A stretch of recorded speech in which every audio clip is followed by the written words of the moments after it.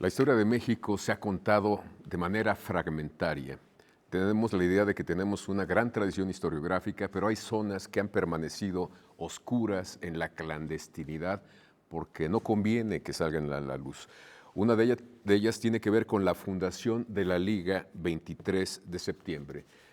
Acaba de publicarse un libro que da cuenta precisamente del nacimiento de este grupo armado, que quería un cambio en nuestro país con unas formas que no compartimos, pero que finalmente marcaron la historia contemporánea de México, y estamos con su autor, con el historiador Enrique Condés aquí, precisamente para que nos diga cuál es la importancia de publicar, de acercarnos a esta historia bastante complicada, bastante terrible. Gracias, Enrique Condés, por estar aquí.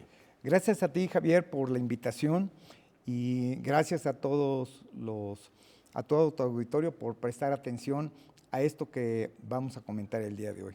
Jorge, ¿por qué no quisimos hacerle caso, digamos, a este fenómeno que estaba impactando a todo el país? Sí.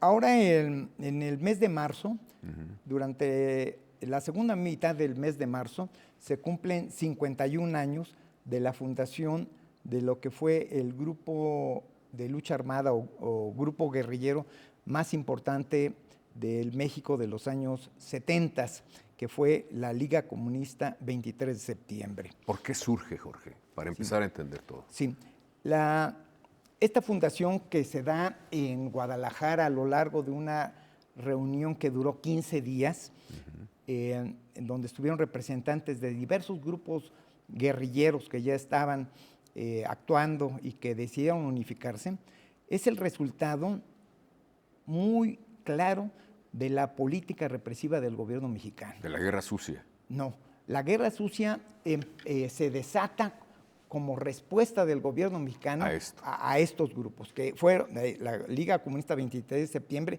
y otros grupos más. Es decir, a diferencia de los grupos guerrilleros que hubo en América Latina, en México se crearon alrededor de 30 grupos guerrilleros. El caso más cercano, digamos que es a la vez muy distante, es el de El Salvador, donde había 5 organizaciones guerrilleras que se unificaron en el Frente Farabundo Martí, pero acá fueron alrededor de 30, lo cual permitió el control y la represión de ellos, pero también expresan un malestar, un descontento. ¿Cuáles son las causas de ese descontento? La juventud mexicana de los años 60 se sentía asfixiada, sentía que era tratada como si fueran menores de edad. No tenían derechos ni ciudadanos, ni escolares, ni familiares. Eran derechos muy elementales que ahorita los vemos como diciendo, ya, pues claro, ya, tenían derecho a todo ese México esto. ya prácticamente no existe, salvo en algunas regiones, por usos y de costumbres, digamos. Pero en el seno familiar, la autoridad absoluta e indiscutible era el padre, al cual no se le refutaba ni se le desobedecía en nada. Era expresión de una estructura arbitraria, vertical, autoritaria, que venía desde las esferas de la política, pasaba por las esferas educativas, por el ámbito social y hasta los núcleos familiares. Entonces los jóvenes no tenían derechos, se sentían asfixiados, se sentían marginados y querían, como decían muchas de las canciones de ese entonces, ser, existir. Los años 60 son los años de las luchas juveniles y estudiantiles en el mundo, no solamente el Mayo francés, sino también en Estados Unidos, que además en Estados Unidos luchaban por su vida, porque estaba la guerra de Vietnam y tenían que participar en el ejército obligatoriamente, en una guerra a miles de kilómetros de distancia, sin sentido, en donde iban a morir. En Italia, en Japón, es famosos los Sengakuren. Sengakuren es la organización de asociaciones estudiantiles, la Federación de Asociaciones Estudiantiles de Japón. Muy destacados en ese entonces porque en sus grandes manifestaciones hacían una suerte de dragones, de víboras, y chocaban con la policía. Ellos no querían que el Japón se estuviera militarizando, fuera usado por los norteamericanos como una base de avanzada en su confrontación con los chinos y con los soviéticos, y donde estaban instalando armas atómicas, por diversas razones. Y acá en México, la expresión más notable y conocida es el Movimiento 68. ¿Qué ocurre en el Movimiento 68? Que es reprimido. Y es en todo el país, no es solo en la capital. Los años 60 son de movilizaciones estudiantiles, juveniles en toda la República. Empiezan en Puebla con lo que se llamó el Movimiento de Reforma Universitaria y siguen en Sinaloa, siguen en Michoacán, siguen en Sonora, siguen en Veracruz, siguen en Tabasco. Y la tónica general es palo, palo, palo. Es cuando empiezan el ejército a intervenir dentro de las universidades. No es en la UNAM la primera ocasión que eso sucede. La primera ocasión es en 56 en el Politécnico, acá en la Ciudad de México. Después es en la Universidad Nicolaita de Michoacán. Es en 66. En 67 es en la Universidad de Sonora. Y en el 68 es en el Politécnico y en la universidad, como respuesta a las movilizaciones estudiantiles. Después del 2 de octubre hay un estado de ánimo entre los jóvenes de desencanto, de ira, de desesperación, de impotencia, porque no saben qué hacer. Es tu generación, Enrique. Es mi generación. Sí. ¿Tú formaste parte de esos jóvenes inconformes? Así es, sí. Por eso entiendo. Me es difícil hacer una distancia emocional, pero como investigador, historiador, la hago un esfuerzo. Yo no participé en la Liga Comunista 23 de septiembre, yo disentí de la 23 de septiembre, tuvimos roces, conozco a muchos de sus integrantes, pues fueron mis compañeros en algún momento de lucha política, estudiantil, juvenil, en fin. Después del 68, con ese estado de ánimo, se presenta una recuperación del movimiento estudiantil que tiene su manifestación el 10 de junio de 1971 y se da el halconazo. Los jóvenes de entonces dicen, miles, decenas de miles, no hay salida por los caminos legales, no hay opción. A todo lo que hacemos, todo lo que buscamos, planteamos, la respuesta es la represión. Muchos de ellos se quedan la mayoría se queda en sus escuelas, en las universidades, a hacer cambios en los planes de estudios, en las estructuras de gobierno, buscando una mayor participación, etcétera. Pero para otros no es suficiente. Pero no, sí, para muchos no es suficiente y algunos se van al campo, se hacen campesinos, digamos, están años y años ahí y se les ve después, 20 años después, dirigiendo asociaciones campesinas, ejidos, colonias populares. Otros se van con los trabajadores, con los obreros, se hacen obreros y años después los vemos dirigiendo secciones del sindicato metalúrgico, de automotrices, etc. Pero otra parte se lanza a la lucha armada.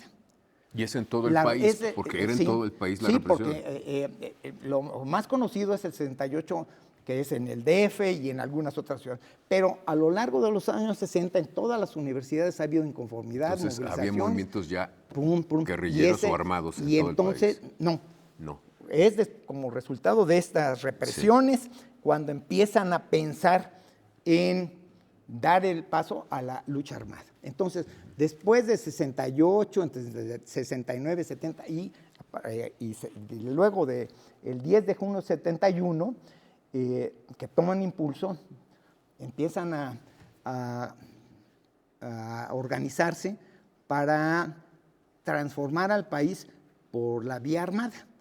Y es cuando se reúnen en Guadalajara. Una parte de ellos se reúnen en Guadalajara. ¿Quiénes se reúnen en Guadalajara? Se reúne un grupo que viene de una división de la Juventud Comunista, que se une con los cristianos por el socialismo, estudiantes cristianos que son básicamente, aunque no exclusivamente, del Tecnológico de Monterrey, y crean una cosa que se llama organización partidaria. Esos son unos.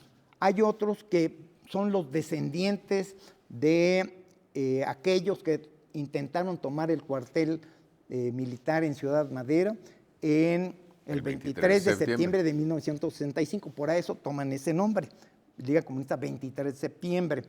Otros más son de una organización que es de Chihuahua, que se llamaban guajiros, o les decían guajiros, porque cuando los conoció Lucio Cabañas, que ya estaba en la sierra de Guerrero, levantado en armas, y les pusieron sus planes, él dijo, pues son sueños guajiros. Entonces, son los guajiros, así se pusieron el nombre. Había otros que eran los enfermos de Sinaloa, que fue un movimiento de decenas, de cientos de jóvenes de la Universidad de Sinaloa que se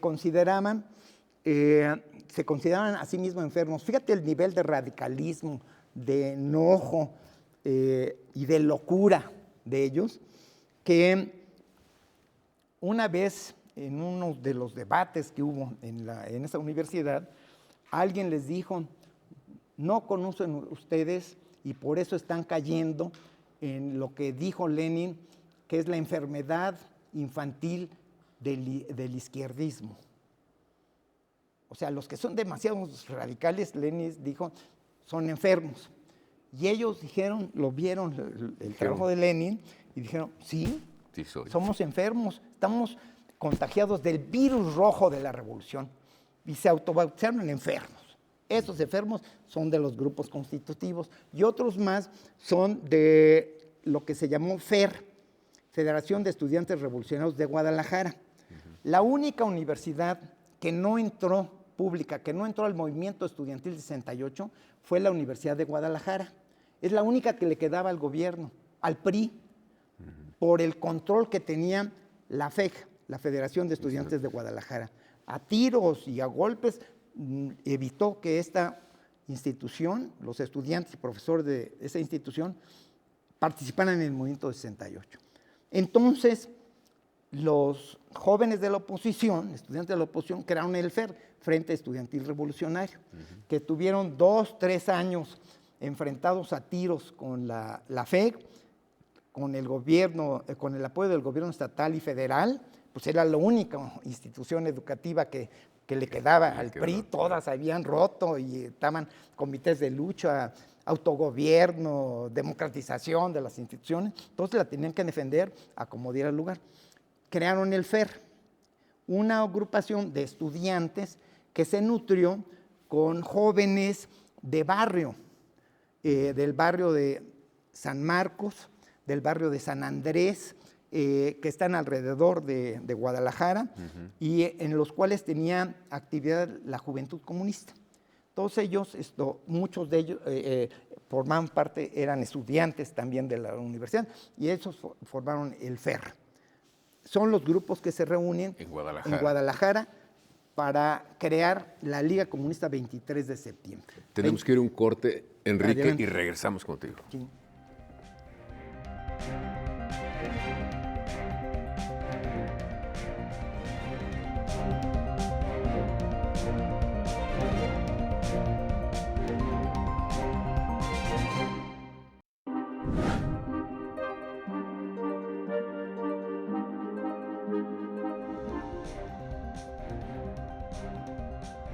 El canto al amor ya es patrimonio de la humanidad. Así, la UNESCO distinguió el pasado 5 de diciembre con este reconocimiento a la composición, interpretación y transmisión del bolero, género por supuesto de origen cubano que comparte profundas raíces culturales con México, con nuestro país.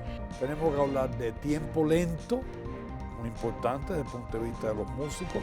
Tenemos que hablar de una música romántica y inevitablemente un amplio texto amoroso. Sí, claro. Por tanto, por ahí empezó. Hay otros bailes diferentes, pero en bolero sí se baila, sí se canta, la gente lo repite. la gente canta el bolero ellos mismos, las personas en la casa.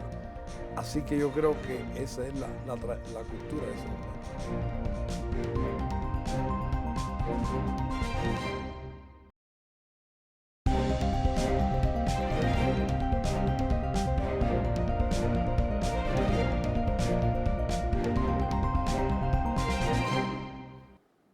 Estamos con el historiador Enrique Condés. ¿Qué historia nos estás contando, Enrique Condés, cuando nos diste el dato de que en la formación de la Liga Comunista 23 de septiembre en Guadalajara estuvieron estudiantes del TEC? Nos llama mucho la atención. Se decía también, y quiero que tú me digas si es cierto o no, porque hiciste una investigación a fondo, ¿los cubanos tuvieron que ver con esto? De ninguna manera. ¿Los asesoraron? De ninguna manera. Por el contrario, los cubanos apoyaron al gobierno mexicano por una razón de Estado. Al gobierno priista mexicano. Ah, claro, por supuesto. Una razón de Estado. El único país que mantuvo relaciones diplomáticas con Cuba fue México. Entonces, en una ocasión que hubo un secuestro aquí en México, pidieron que un grupo de 32 presos políticos de distintas cárceles del país fueran extraditados a Cuba. Y eso hizo que Fidel Castro, en un buen gesto de apoyo al gobierno mexicano, los aceptara. Le quitaron una papa caliente al gobierno mexicano. Pero llegando allá, el director de la inteligencia cubana, el comandante Piñeiro, conocido como Barbarroja, llegando en el aeropuerto les dijo: aquí nada de que un gran al revés, nada que les vamos a dar adiestramiento militar, nada. Aquí les vamos a dar de comer, los que quieran trabajar pueden trabajar, los que quieran estudiar pueden estudiar. Y punto. Nos interesa la relación con el gobierno mexicano. Y ahí estuvieron, así estuvieron. Cuando llegaba algún funcionario, algún presidente mexicano, a todos los reunían y los invitamos a que se permanezcan acá encerraditos. Punto. Es decir, es una razón de Estado. No tuvieron nada que ver los cubanos en los movimientos revolucionarios armados en México. Ni los soviéticos. Eso te iba a decir. ¿Y los rusos sí? No, tampoco menos.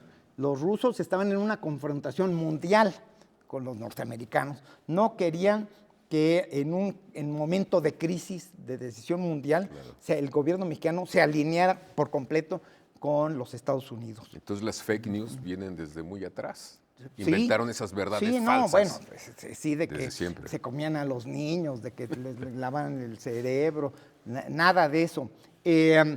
Entonces nos encontramos acá que estos jóvenes radicalizados que están pensando en levantarse en armas, se levantan en armas, no tienen apoyo exterior, no tienen una retaguardia donde guarecerse, donde curar a sus heridos, como los tenían los nicaragüenses, los salvadoreños, los brasileños, todos los grupos guerrilleros de Centro y Sudamérica.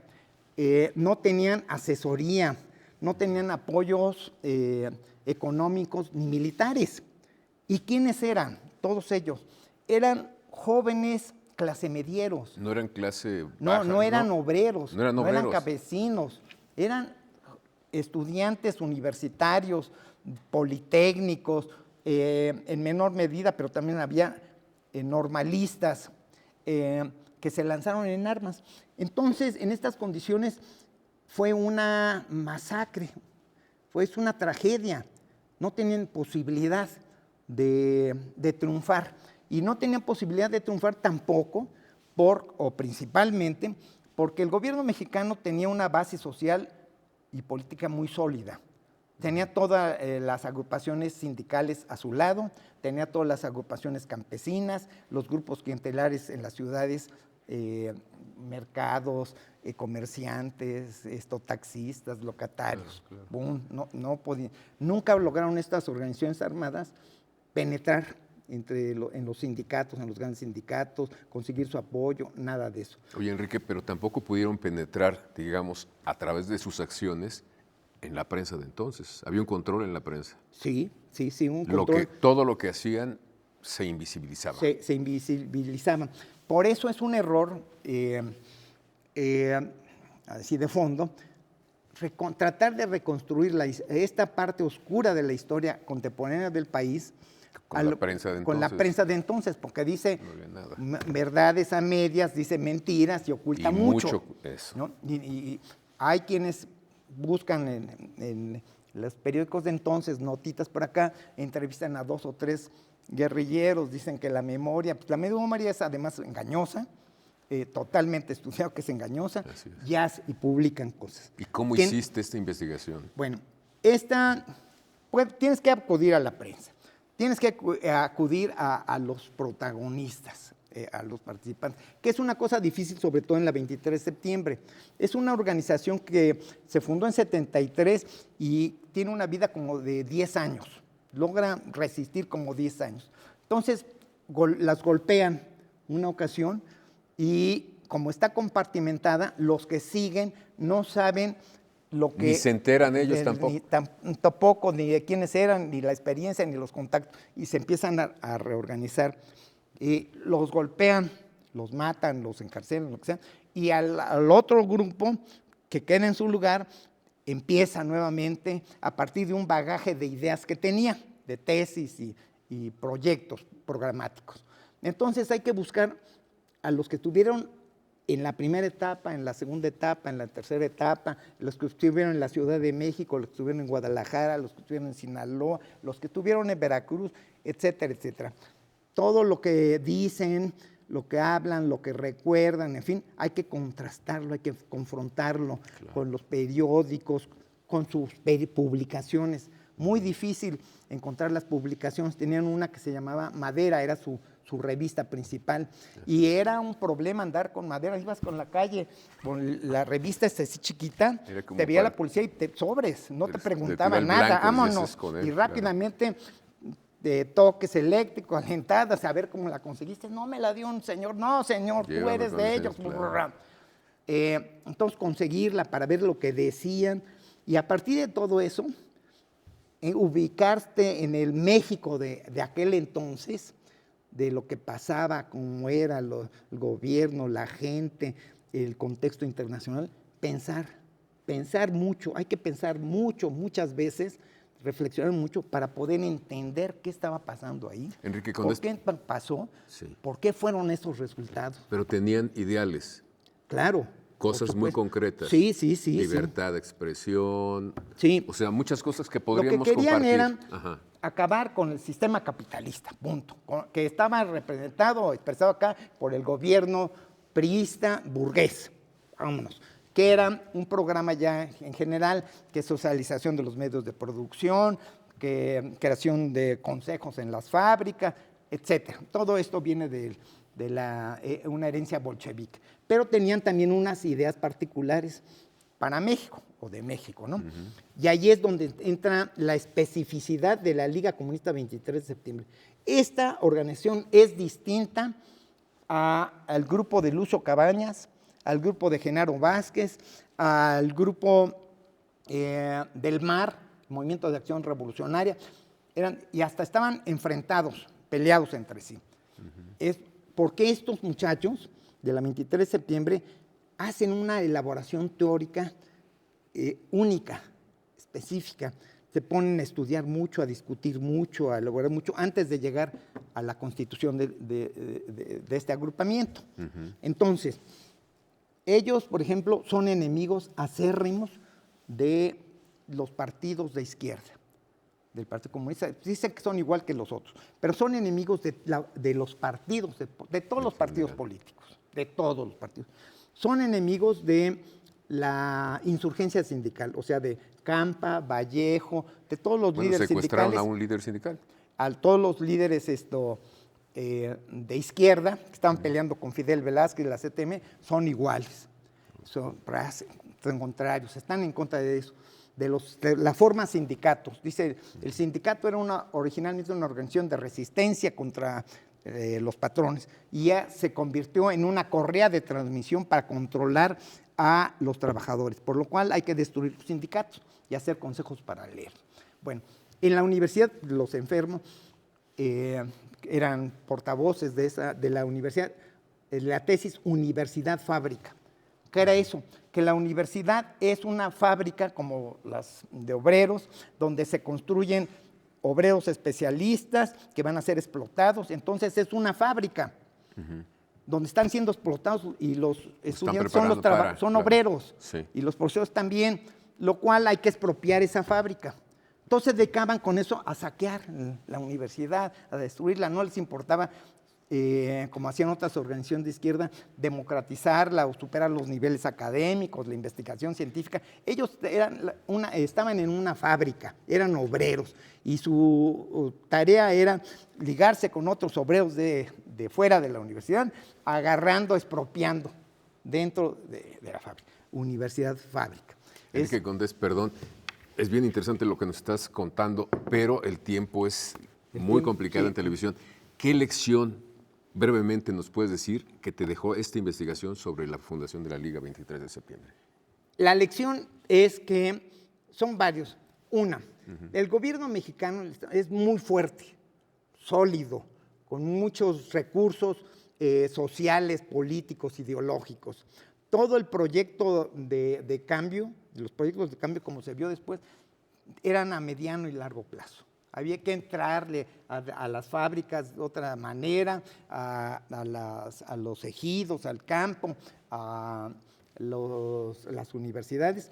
No se podía descartar, ni se puede descartar la esfera de la lucha electoral, porque son enemigos de la lucha electoral. Hay que participar con los riesgos que eso tiene de ser cooptado y la corrupción, todo lo que estamos viendo en la actualidad, que no es de ahora, viene desde siempre. Nada más hay que leer las memorias de Gonzalo N. Santos, que te habla de cómo controlaban desde los años 30, 20 las cámaras, ¿no? Y él presumía de que con su anillo de diamantes había firmado en los vitrales paz, ¿no? Dos, que es necesario, que esa es una lección muy importante, que los mexicanos, el gobierno y los medios y la sociedad deje de estar volteando para otro lado como si esto no hubiera ocurrido. Tenemos que entenderlo, conocerlo. Hay que meterse, entenderlo, asimilar, ver todo lo que ocurrió, toda esta tragedia, las causas por las que ocurrieron, los resultados, en fin, para poder entender cómo estamos hoy, cómo hemos avanzado, qué nos falta avanzar, cuáles son los errores cometidos.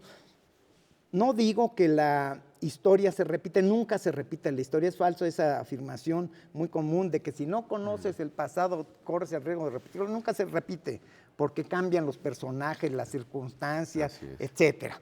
Lo que sí te ayuda la historia es a entender dónde estás ahora, los problemas que tienes, de dónde vienen, cómo fueron dejados al lado su solución o cómo se fueron resueltos. Y la sociedad mexicana está volteando hacia otro lado y no quiere ver esto, que fue lo que se llama la guerra sucia. Hay que asimilarlo, hay que recuperarlo, hay que discutir sobre esto, para incorporarlo como un capítulo trágico pero real de la historia contemporánea de México. Del México que formamos parte. Muchísimas gracias, Enrique Condés. Muy bien. Y gracias a ustedes por habernos acompañado aquí en Debate 22. Los espero la próxima semana.